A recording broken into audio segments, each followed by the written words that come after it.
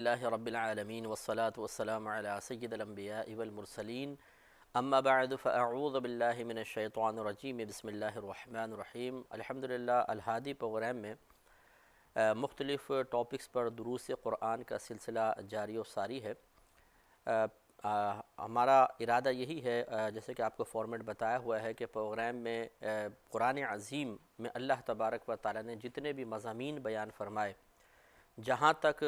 طاقت بشری کے تحت ممکن ہو سکا، ہم ان تمام ٹاپکس پر، ان تمام مضامین پر قرآن کی روشنی میں کچھ درس کرنے کی سعادت حاصل کریں گے۔ اور بارہا آپ کو اس کا سبب ذکر کیا کہ ہمارا مقصود قرآن کی معرفت بڑھانا ہے، قرآن کی رغبت بڑھانا ہے، لوگوں کو قرآن کے قریب کرنا ہے۔ اور ہونا بھی یہی چاہیے کہ ہمارے مسلمانوں کی اکثریت جو آج قرآن سے اس لحاظ سے دور ہو گئی کہ وہ قرآن کا نہ ترجمہ پڑھتے ہیں، نہ تفسیر پڑھتے ہیں، نہ قرآن کو عملی طور پر اپنے اوپر نافذ کرنا چاہتے ہیں یا نہیں کرتے ہیں، اس چیز کو ختم کرنا چاہیے۔ کیونکہ قرآن صرف عربی عبارت پڑھنے کے لیے نازل نہیں کیا گیا، قرآن صرف اس لیے نازل نہیں کیا گیا کہ ہم اس کو چومیں، اس کو آنکھوں سے لگائیں، سر پہ رکھیں، یا دکان یا مکان کی اوپننگ کے وقت اس کو تھوڑا سا پڑھ لیا جائے تاکہ گھر میں دکان میں برکت ہو جائے اور اس کے بعد بھول جایا جائے، یا اپنے بچوں کو حفظ و ناظرہ پڑھانے کے بعد یہ سمجھیں کہ ہم نے قرآن کا حق ادا کر دیا۔ ان تمام چیزوں پر غور و تفکر کرنا، ان تمام چیزوں کو ملحوظ رکھنا انتہائی ضروری اور لازم ہے۔ ابھی جو ہمارا ٹاپک چل رہا ہے وہ اللہ تبارک و تعالیٰ کی ذات کی معرفت کے بارے میں ہے۔ جیسے کہ ہم نے آپ کو بتایا کہ اللہ تبارک و تعالیٰ کی ذات کا تصور قائم کرنا یہ پاسبل نہیں ہے، کیونکہ اللہ تبارک و تعالیٰ نہ تو سامنے ظاہر ہے کہ چلے ہم دیکھ کر کوئی ذہن میں تصور قائم کر لیں، نہ ہمارے نبی کریم صلی اللہ علیہ وسلم نے اللہ تبارک و تعالیٰ کی ذات کے بارے میں کوئی نقشہ، کوئی حلیہ بیان فرمایا کہ چلیں اس نقشے حلیے کو ذہن میں جما کر ہم کوئی ایک تصور قائم کرنے میں کامیاب ہو جاتے۔ نہ اللہ تبارک و تعالیٰ کی مثل اس کائنات میں کوئی شے ہے کہ اس شے کے پر اندازہ کر کے ہم اللہ تعالیٰ کا تصور کر سکتے۔ لہٰذا آپ کو یہ بتایا تھا کہ کائنات میں موجود دلائل پر غور و تفکر کرنے کے بعد اتنا ضرور ہے کہ ہم سب سے پہلے اس بات کا اعتراف کر لیں اور اس بات کو جان لیں کہ اللہ تبارک و تعالیٰ اس کائنات میں یقیناً موجود ہے۔ ایک ذات ایسی موجود ہے جو اس پوری کائنات کو پیدا بھی کرنے والی ہے، اسے کنٹرول بھی کرنے والی ہے، کیونکہ پیدا کیے بغیر کوئی چیز پیدا نہیں ہوتی، اتفاقاً کچھ بھی نہیں ہوتا، حقیقتاً وہ کسی نہ کسی کے ارادے سے ہوتا ہے۔ اور ہمارا عقیدہ ہے، جیسے انشاءاللہ قرآن بتائے گا، کہ ہوا بھی چلتی ہے تو اللہ تبارک و تعالیٰ کے ارادے سے، اگر ایک پتا بھی ٹوٹتا ہے تو اللہ کے ارادے سے ہی ٹوٹتا ہے، وہ بھی کوئی اتفاقاً نہیں ٹوٹ جاتا۔ لہٰذا پوری دنیا کو یقیناً کسی نہ کسی نے پیدا کیا ہے اور وہ ہمارے رب کی ذات پاک ہے۔ اور پھر مسلسل اس کو کنٹرول کرنا، کہ ایک چیز تیار کر دینا پھر بھی ایک مشکل کام تو ہوتا ہے، اللہ تبارک و تعالیٰ کے لیے تو خیر کوئی بھی مشکل نہیں۔ ہم انسانوں کے حوالے سے عرض کر رہے ہیں کہ ایک چیز کو بنانا یہ تھوڑا سا مشکل ہوتا ہے، لیکن اتنا نہیں، لیکن اس کو مسلسل چلانا اور بے نقص بے عیب طریقے سے اس کو چلانا یقیناً بہت ہی زیادہ محنت طلب کام ہے اور انتہائی مشکل کام ہے۔ اور پھر جس ادارے کو یا جس مشینری کو، جس آئٹم کو ہم چلانا چاہتے ہیں، جس ایجاد کو ہم آگے بڑھانا چاہتے ہیں، وہ جتنی زیادہ وسعت والی ہوگی، جتنی پھیلی ہوئی ہوگی، جتنا زیادہ اس نے رقبہ گھیرا ہوگا، اس کی حفاظت، اس کو کنٹرول کرنا اتنا ہی زیادہ مشکل ہے۔ لیکن اللہ تبارک و تعالیٰ خود اپنے بارے میں ارشاد فرماتا ہے کہ وَلَا يَئُودُهُ حِفْظُهُمَا، کہ اللہ تبارک و تعالیٰ کو اس زمین اور آسمان کی حفاظت تھکاتی نہیں ہے، یعنی وہ ہمہ وقت اس کی نگہبانی فرماتا ہے، وہ ہمہ وقت ایک ایک چیز کو دیکھ رہا ہے، کنٹرول فرما رہا ہے، لیکن وہ تھکتا نہیں ہے۔ یہ ہمارے رب کریم کی بڑی شان ہے۔ تو ہم نے مسلسل بہت سے ایسے پروگرام کیے جس میں اس کائنات میں موجود چیزوں پر غور و تفکر کروا کر اللہ تبارک و تعالیٰ کی ذات کی معرفت کو پختہ کرنے کی کوشش کی گئی، اور امید ہے کہ آپ نے اس سے بہت زیادہ نفع بھی حاصل کیا ہوگا۔ جیسے کہ میں نے آپ کو بتایا، مسند امام احمد بن حنبل کی یہ روایت ہے، نبی کریم صلی اللہ علیہ وسلم نے ارشاد فرمایا کہ تم اللہ تبارک و تعالیٰ کی ذات کے بارے میں غور نہ کرو، بلکہ اس کی صفات پر غور کرو، اس لیے کہ کوئی عقل اللہ تبارک و تعالیٰ کی ذات کا احاطہ نہیں کر سکتی، صحیح ادراک نہیں کر سکتی، یعنی ہم اللہ تعالیٰ کی ذات کو اگر عقل سے پہچاننے کی کوشش کریں، اس طرح کے نفس ذات پر غور و تفکر کریں۔ ایک تو یہ کہ کائنات کے دلائل پہ ہم نے غور کیا اور اس سے اتنی معرفت حاصل ہو گئی کہ ہاں اللہ تبارک و تعالیٰ موجود ہے، ایک ذات موجود ہے جو اس کو کنٹرول کر رہی ہے، لیکن اب وہ ذات کیسی ہے، نبی کریم صلی اللہ علیہ وسلم نے اس غور و تفکر سے منع فرما دیا۔ سورہ اخلاص جو بڑی مشہور سورہ ہے، قل هو اللہ احد، تو یہ پوری سورہ کیوں نازل ہوئی تھی؟ اگر اس کے شان نزول کو دیکھا جائے تو یہ اس مسئلے کی اور زیادہ وضاحت ہوتی ہے کہ نبی کریم صلی اللہ علیہ وسلم نے، بلکہ اللہ تبارک و تعالیٰ کے حکم سے چونکہ آپ نے یہ بیان فرمایا اور اللہ کے کلام کو بیان فرمایا، لہٰذا معلوم ہوا کہ خود اللہ تبارک و تعالیٰ کی بھی مشیت یہی ہے کہ اس کی ذات ہر جگہ سے عیاں بھی ہو، لیکن کوئی بھی اس کی ذات پر حقیقتاً اور مکمل طور پر حتمی طور پر مطلع بھی نہ ہو سکے، اور یہ اس کا بڑا کمال ہے کہ ایک ایک ذرے سے اللہ تبارک و تعالیٰ کو پہچانا جا سکتا ہے، لیکن حقیقتاً اس کی ذات کے بارے میں کوئی تصور قائم نہیں کیا جا سکتا۔ اس کی ذات کی حقیقت تک پہنچنا ہمارے بس کی بات نہیں۔ میرا رہنما کوئی اور ہے۔ چنانچہ امام فخر الدین رازی رحمۃ اللہ علیہ نے سورہ اخلاص کے نزول کے 3 اسباب بیان فرمائے ہیں۔ پہلے تو یہ بیان فرمایا کہ یہ اصل میں مشرکین مکہ نبی کریم صلی اللہ علیہ وسلم کی خدمت میں، یعنی ان کا ایک سوال تھا جس کے جواب میں پھر یہ سورہ اخلاص نازل ہوئی۔ یہ کہتے ہیں کہ مشرکین نے عامر بن طفیل کو نبی کریم صلی اللہ علیہ وسلم کے پاس اپنا نمائندہ بنا کر بھیجا۔ یہ آیا تو اس نے کہا کہ آپ نے ہمیں بڑی مشقت میں ڈال دیا ہے، اور آپ نے ہمارے آبا، ان کو بتوں کو، ہمارے بڑوں کو آپ غلط کہتے ہیں، برا کہتے ہیں، اور یہ چیز مناسب نہیں ہے۔ اگر آپ چاہتے ہیں کہ آپ پاگل مجنون ہیں تو ہم آپ کی دوا دارو کر دیتے ہیں، آپ کے علاج کرتے ہیں باقاعدہ۔ اگر آپ یہ چاہتے ہیں کہ کوئی منصب دولت چاہیے تو ہم منصب دولت دے دیتے ہیں۔ اگر آپ کو عرب کی کوئی عورت پسند آ گئی ہے اور آپ اس کو حاصل کرنا چاہتے ہیں تو آپ اشارہ فرمائیں، ہم آپ کا نکاح اس کے ساتھ کر دیتے ہیں۔ نبی کریم صلی اللہ علیہ وسلم نے ارشاد فرمایا کہ نہیں، نہ مجھے کوئی دولت کی تمنا ہے، نہ میں کسی عورت کی وجہ سے ایسا کر رہا ہوں، اور نہ میں پاگل و مجنون ہوں۔ اور یہ تو عرب بھی جانتے تھے کہ معاذ اللہ نبی کریم صلی اللہ علیہ وسلم 40 سال تک تو پہلے ان کے درمیان رہے ہیں، پھر اعلان نبوت کیا ہے، اور آج تک کوئی پاگل اور مجنون والا عمل آپ نے نہیں کیا، کوئی جنون نظر نہیں آیا، پاگل پن نظر نہیں آیا، تو یہ احمقانہ کویسچن تھا۔ بہرحال پھر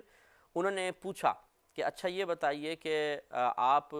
جس خدا کی عبادت کرتے ہیں وہ سونے کا بنا ہوا ہے یا چاندی کا بنا ہوا ہے؟ کیونکہ ہمارے تو تمام بت جو ہیں وہ کسی نہ کسی میٹیریل کے ہیں، مٹی کے ہیں یا پتھر کے بنائے ہوئے ہیں یا پیتل کے ہیں، تانبے کے ہیں۔ آپ کا جو رب ہے وہ سونے کا ہے یا چاندی کا ہے؟ اس پر اللہ تبارک و تعالیٰ نے پھر یہ آیت کریمہ نازل فرمائی، قل هو اللہ احد۔ اے حبیب کریم صلی اللہ علیہ وسلم آپ فرما دیجئے کہ وہ اللہ ایک ہے، اللہ الصمد، وہ اللہ بے نیاز ہے، کسی کا محتاج نہیں، بالکل بے نیاز ہے، لم یلد ولم یولد، نہ اس نے کسی کو جنا ہے نہ وہ جنا گیا ہے،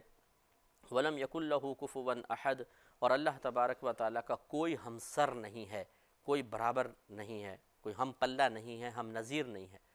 آپ دیکھیے ان کا کویسچن یہ تھا کہ وہ سونے کا بنا ہے یا چاندی کا؟ گویا کہ ذات باری تعالیٰ جس چیز سے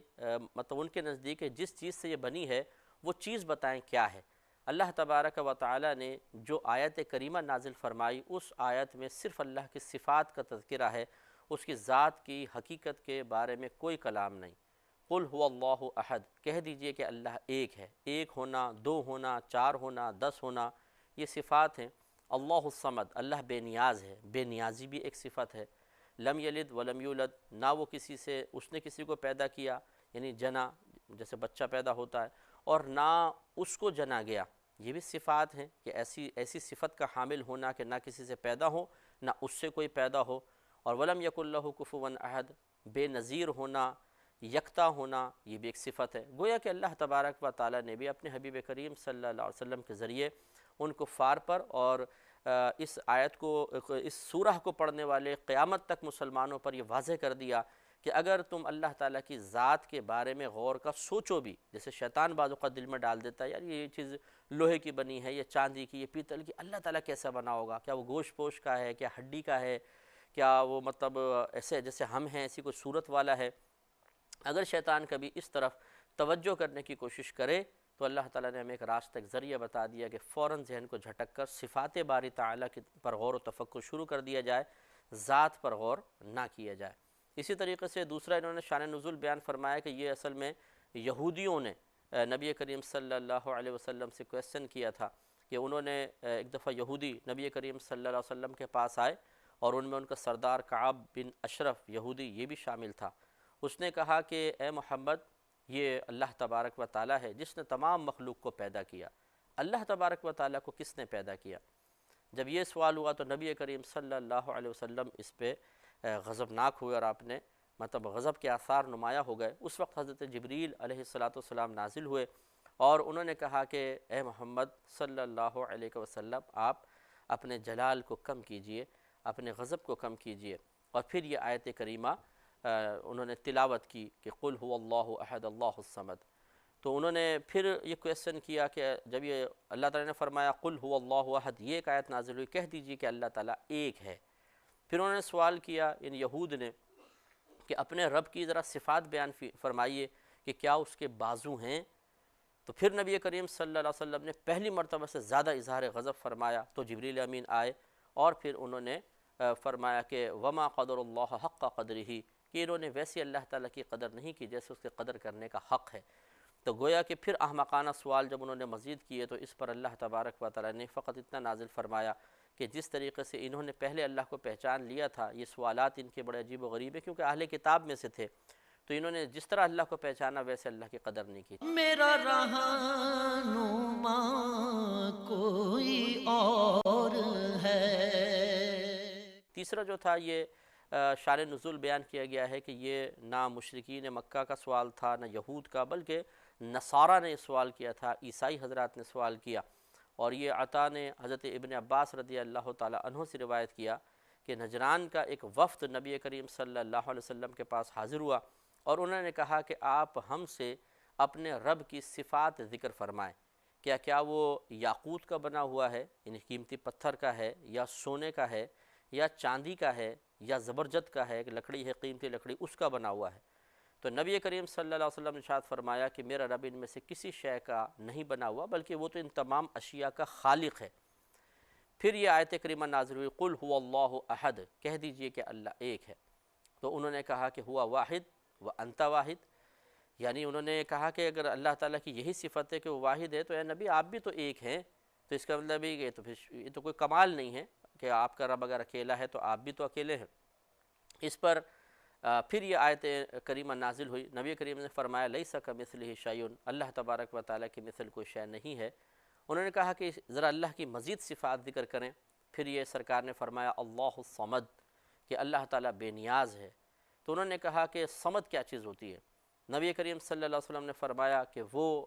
صمد وہ ہے، یعنی اللہ کو جو صمد کہا گیا، صمد کا مطلب ہے جو مخلوق کی تمام ضرورتوں سے بالکل بے نیاز ہو، یعنی اس کو مخلوق کی کوئی حاجت نہ ہو۔ انہوں نے کہا اچھا اور زیادہ ذرا بیان فرمائیے۔ تو پھر یہ آیت نازل ہوئی لم یلد، وہ اس سے کوئی پیدا نہیں ہوا، یعنی اس سے کوئی چیز پیدا نہیں ہوئی۔ یہ اصل میں سمجھانا مقصود یہ تھا، مفسرین فرماتے ہیں کہ جیسے بی بی مریم سے کوئی پیدا ہوا، جیسے عیسیٰ علیہ السلام پیدا ہوئے تھے، ایسا اللہ تعالیٰ سے کوئی پیدا نہیں ہوا، گویا کہ یہ ایک شرک کی نفی تھی۔ اور ولم یولد، اور نہ اس کو پیدا کیا گیا جیسے کہ عیسیٰ علیہ السلام پیدا کیے گئے تھے، اور ولم یکن لہ کفوا احد، اور اللہ تبارک و تعالیٰ کی مخلوق میں اس کا کوئی نظیر نہیں ہے، وہ اکیلا یکتا ہے۔ تو آپ یہ دیکھیے کہ جتنے بھی شان نزول ہیں سب ظاہر کر رہے ہیں کہ لوگوں کے کویسچنز جو تھے وہ اللہ تبارک و تعالیٰ کی ذات کے بارے میں تھے، اور اس کی ذات کی حقیقت کو جاننے کی کوشش کر رہے تھے۔ اللہ تبارک و تعالیٰ نے اپنے حبیب کریم صلی اللہ علیہ وسلم کے ذریعے ان لوگوں تک یہ بات پہنچا دی کہ یہ تمہارے بس کی بات نہیں، اس لیے کہ اللہ تبارک و تعالیٰ نے ہی تمہیں پیدا کیا ہے، اسی نے تمہارا ذہن بنایا ہے، اسی نے تمہیں علم عطا فرمایا ہے، اور وہی رب جانتا ہے کہ اس نے جتنی تمہیں عقلیں دی ہیں وہ عقلیں ذات باری تعالیٰ کا 100% کے درست ادراک نہیں کر سکتی ہیں۔ تو جب وہ خالق و مالک جس نے عقل کو پیدا فرمایا، جس نے تمہیں نعمت عطا فرمائی، خود وہ یہ تمہیں سمجھاتا ہے کہ تم یہ نہیں کر سکتے ہو تو بس پھر نہ کرو، اس لیے کہ وہ ہمیں زیادہ بہتر سمجھتا ہے۔ ہم اپنی عقل کو اتنا نہیں سمجھتے ہیں، یا عقل کے استعمال کو اتنا نہیں سمجھتے ہوں گے جتنا اللہ تبارک و تعالی یقیناً ہم سے زیادہ بہتر جانتا ہے۔ تو اس لیے ان سب سے معلوم ہوا کہ اللہ کی ذات کے بارے میں غور نہیں کرنا چاہیے۔ تو اب قرآن عظیم میں اللہ تعالیٰ کی ذات کی مزید معرفت کس کس انداز سے کی گئی ہے، تھوڑی سی اس کے بارے میں انشاءاللہ میں باتیں آپ کی خدمت میں عرض کرتا ہوں۔ یہ سورہ شورى کی آیت نمبر 11 ہے۔ اللہ تعالیٰ فرماتا ہے لیسا کمثلہ شیء، اللہ تبارک و تعالیٰ کی مثل کوئی شے نہیں ہے۔ پہلے ایک بات یہ سمجھ لیجئے کہ پھر سے ہم ذات باری تعالیٰ کی طرف آئیں گے کہ شے کے دو معنی ہوتے ہیں۔ ایک ہوتی ہے شے بمعنی موجود، یعنی کوئی بھی موجود شے کو موجود چیز کو آپ شے کہہ سکتے ہیں، جیسے لیپ ٹاپ ہے، یہ بھی ایک شے ہے، یہ ماؤس ہے ایک شے ہے، یہ کپ ہے ایک شے ہے، تو موجود کو شے کہتے ہیں۔ اور دوسرا یہ کہ اللہ تبارک و تعالیٰ خود بخود ہے، یعنی اسے کسی نے پیدا نہیں کیا، اس کے وجود کی کوئی علت نہیں ہے۔ تو جو ذات ایسی ہو کہ اس کے وجود کی کوئی علت نہیں ہوتی، اسے واجب الوجود کہتے ہیں، اور یہ صرف اللہ تعالیٰ ہی ہو سکتا ہے۔ باقی ہر چیز کی کوئی نہ کوئی پیدائش کی علت ہوتی ہے، سبب ہوتا ہے، اور سب سے بڑا سبب اعظم خود اللہ تبارک و تعالیٰ ہے کہ اس نے پوری کائنات کو پیدا کیا، لیکن اللہ کو کس نے بنایا؟ کسی نے بھی نہیں۔ تو اللہ تعالیٰ واجب الوجود کہلائے گا۔ اور ایسی تمام اشیاء کہ جن کے وجود کا کوئی نہ کوئی سبب ہو، کوئی علت ہو، وہ کسی کی وجہ سے پیدا ہوئی ہوں، انہیں ممکن الوجود کہتے ہیں۔ صرف ممکن بھی کہہ دیا جاتا ہے کہ جی یہ ممکن ہے، یہ واجب ہے، یہ ممکن ہے۔ تو واجب الوجود، ممکن الوجود۔ تو آپ غور فرمائیں کہ کوئی اللہ کے علاوہ واجب نہیں، اور کوئی اللہ کے علاوہ کوئی واجب نہیں ہے، اور ممکنات اللہ کے علاوہ سب ہیں، لہٰذا اللہ تبارک و تعالیٰ کی ذات اور صفات میں سے کوئی چیز ممکن نہیں ہے۔ ممکن کا مطلب جیسے میں نے آپ کو سمجھایا کہ جس کے وجود کی کوئی علت ہو۔ تو ایسا نہیں ہے کہ اللہ کی صفات کسی نے پیدا کی، اللہ کی ذات کو کسی نے پیدا کیا، ایسا نہیں ہے۔ تو جو اس صفت کا ہو کہ اسے کسی نے پیدا نہیں کیا، اس کے وجود کی، اس کی صفات کی کوئی علت نہیں ہے، وہ واجب الوجود تو ہو سکتا ہے، ممکن الوجود نہیں ہو سکتا۔